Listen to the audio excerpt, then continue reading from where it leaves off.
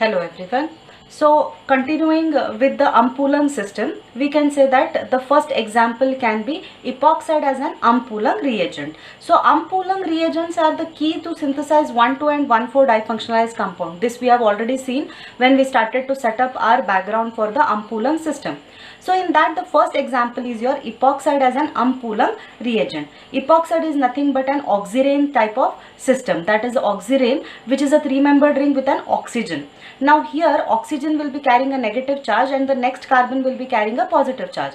Whenever a nucleophile attacks the carbon, the ring opens and the nucleophile gets attacked onto the carbon. So epoxide as an Ampoulang reagent in 1,2 difunctionalized compounds. For epoxides, alcohol is an important type of functional group. That needs to be focused upon your epoxide system. That is, whenever there is an Ampoulang reagent as an epoxide, the important system is OH as the functional group. So coming to the first target molecule, now we can see that there is a presence of an OH here and there is an heteroatom, that is C single bond O, with a relationship of 1,2. Now these are said to be 1,2 difunctionalized compound. When we break a 1,2 difunctionalized compound, we can say that there is an one Ampoulang synthon, that is at the second carbon there is a positively charged carbon which is generated. Now such type of synthon is called as Ampoulang synthon. Whereas the next oxygen is going to carry the negative charge. Obviously oxygen is carrying a negative charge, that means it is a natural synthon. So this is an Ampoulang synthon and it is a natural synthon. So by doing this particular disconnection, there are two conditions which will get satisfied. So the first condition is alcohol will always undergo a 1,2 disconnection, which is definitely satisfied by doing this 1,2 disconnection. Second is 1,2 C single bond O, that is we are doing an ether disconnection over here. So obviously the ether disconnection is going to give me a natural synthon. Now this Ampoulang synthon can be converted to an epoxide. Once I remove this proton from the system, it cyclizes to give me a 2-phenyl epoxide, that is 2-phenyl oxirane, which is an Ampoulang synthon. So in an epoxide, the moment I remove this proton system, I can easily convert it into a respective epoxide, which is a substituted epoxide. How can I synthesize the target molecule?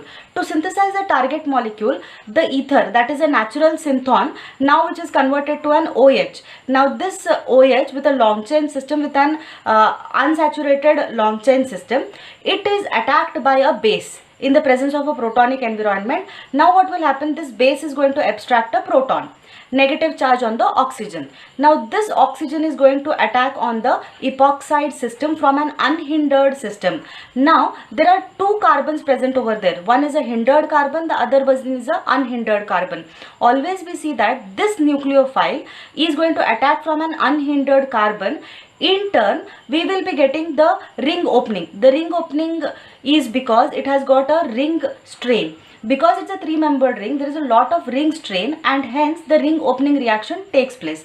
Once the ring opening reaction takes place, oxygen is going to carry a negative charge. Now the counter ion which is present over here attacks the oxygen and hence we get a target molecule. So we should always observe that this nucleophile, that is oxygen, is going to attack from an unhindered side rather than from an hindered side which is getting a pH, which is having a pH. So in this way we can convert the target molecule. Second example in the same category is when the disconnection is between 1,2. Now OH is present and I can do a 1,2 disconnection. Now this is my target molecule. If I do a 1,2 disconnection, that is my second carbon is going to carry a positive charge, which is definitely an Ampoulang synthon.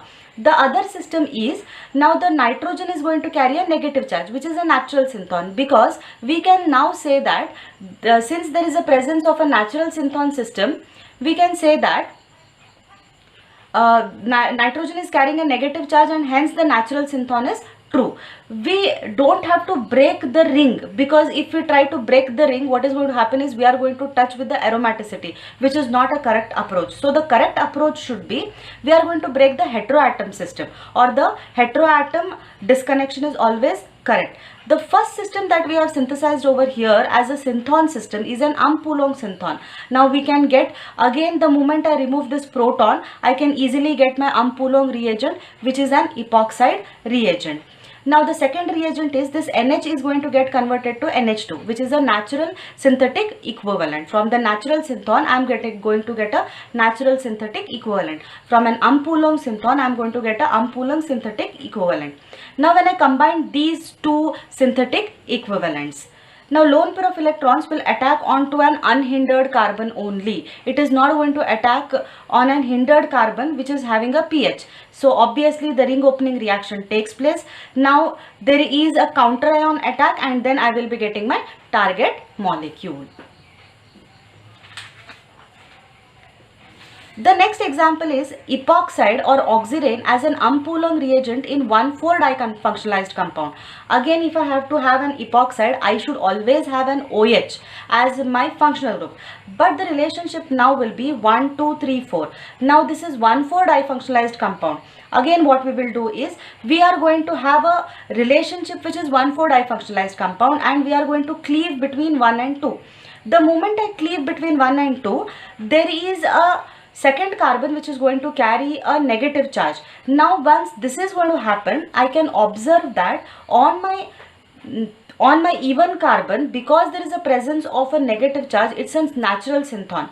But the moment I cleave, now I am going to get on the other system which is an Ampulong synthon. That is between this system where we are going to try to cleave the system, if it is going to carry, that is, instead of this oxygen 1, 2, 3. Now I can say that this is 1 and this is 2. That is, with respect to your OH, this is the first carbon and this is the second carbon.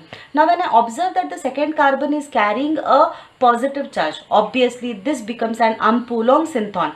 That is because even carbon is carrying a positively charged system. Now natural synthon can be converted to a natural reagent by just converting it into a CH3.